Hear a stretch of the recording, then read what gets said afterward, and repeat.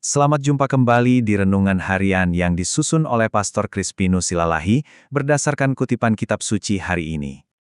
Saudara-saudari terkasih dalam Kristus, semoga Tuhan memberimu damai.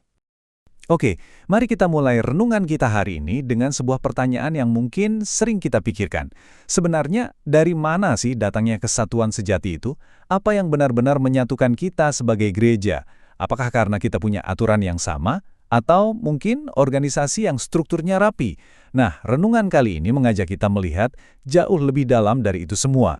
Dan ternyata ya, kesatuan yang sejati itu bukan dibangun di atas hal-hal yang kelihatan megah gitu. Bukan dari kekuatan duniawi, tapi justru lahir dari sesuatu yang jauh lebih personal, bahkan mungkin terasa rapuh, yaitu hubungan kita dengan Kristus. Kesatuan itu lahir dari kemauan hati kita untuk benar-benar mendengarkan dan yang paling penting, percaya pada suaranya. Oke, sekarang coba deh kita masuk ke dalam suasana Injil Yohanes hari ini. Bayangkan ya suasananya. Yesus lagi ada di Serambi Salomo, mungkin pas lagi musim dingin, cuacanya dingin, tiba-tiba sekelompok orang datang dan mengelilinginya. Tapi mereka ini datang bukan dengan ramah loh.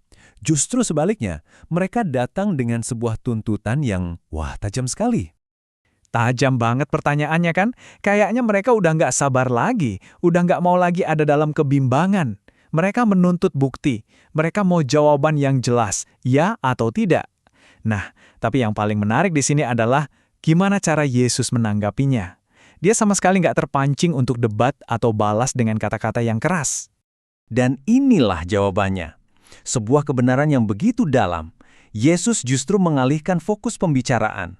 Bukan lagi soal bukti dan kekuasaan, tapi ke sesuatu yang jauh-jauh lebih penting, yaitu soal hubungan, soal saling mengenal, dan yang paling utama, soal mendengarkan. Jawaban ini bisa dibilang mengubah segalanya. Jadi mendengarkan di sini tuh maksudnya apa ya? Soalnya ini bukan sekedar, ya telinga kita menangkap bunyi, bukan aktivitas pasif seperti itu. Yang Yesus maksud adalah sebuah tindakan yang punya kekuatan untuk mengubah hidup kita. Nah, ini dia kuncinya. Mendengarkan suaranya itu artinya kita secara aktif berusaha menangkap pesannya. Kita mengenali, oh, ini benar-benar dia yang bicara. Dan yang terpenting, kita menaruh seluruh kepercayaan kita pada apa yang kita dengar itu. Ini adalah sebuah tindakan iman yang, ya, total. Kadang-kadang, jujur aja ya, kita mungkin berharap kalau ikut Kristus, hidup jadi mulus, jadi gampang. Mungkin kita nggak sadar mikir gitu. Tapi ini pengingat yang penting banget buat kita semua. Yesus itu tidak pernah menjanjikan kenyamanan duniawi. Dia nggak menawarkan jalan pintas buat jadi kaya, sukses, atau terkenal. Tapi sebaliknya, janjinya itu jauh lebih besar dari apapun yang bisa dunia tawarkan. Janjinya itu bukan kebebasan dari masalah loh, tapi hidup yang kekal dan sebuah rasa aman yang mutlak, bahkan di tengah badai sekalipun.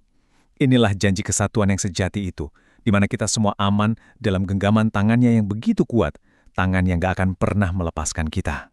Oke, sekarang kita coba tarik pelajaran ini ke kehidupan kita sehari-hari ya. Pertanyaannya, kenapa sih rasanya sulit sekali untuk mendengarkan suara yang lembut itu?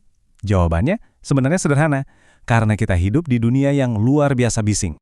Coba kita lihat perbandingannya. Kontrasnya terasa sekali. Di satu sisi ada suara-suara dunia yang seolah-olah terus teriak-teriak minta perhatian kita, ya kan? Ada notifikasi HP, ada target pekerjaan, ekspektasi dari keluarga dan teman-teman.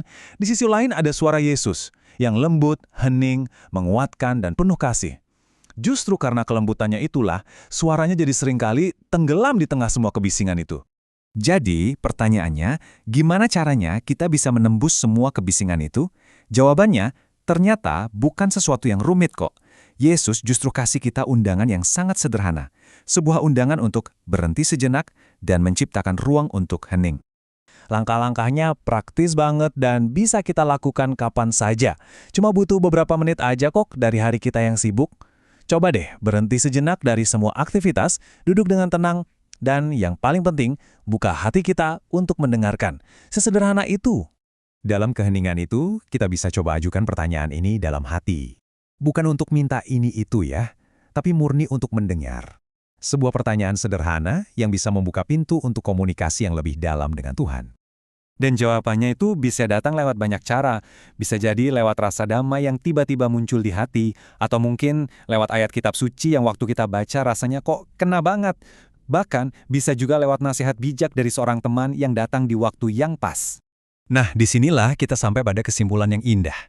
Kesatuan kita sebagai gereja itu ternyata tidak bergantung pada apakah kita semua sempurna, atau apakah kita selalu sepakat dalam segala hal. Bukan itu. Kesatuan itu ada karena kita semua, dengan segala perbedaan yang kita punya, sama-sama berusaha mengarahkan telinga hati kita kepada satu gembala yang sama.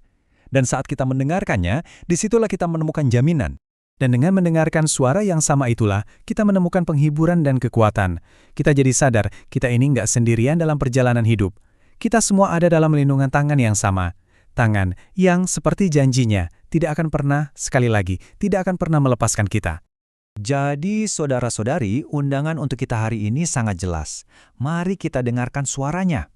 Di tengah semua kesibukan kita, ayo kita coba ciptakan sedikit ruang untuk hening. Mari kita percayakan hidup kita sepenuhnya pada Sang Gembala yang baik.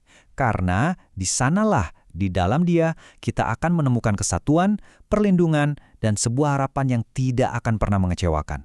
Semoga Tuhan memberi engkau damai dan kebaikan.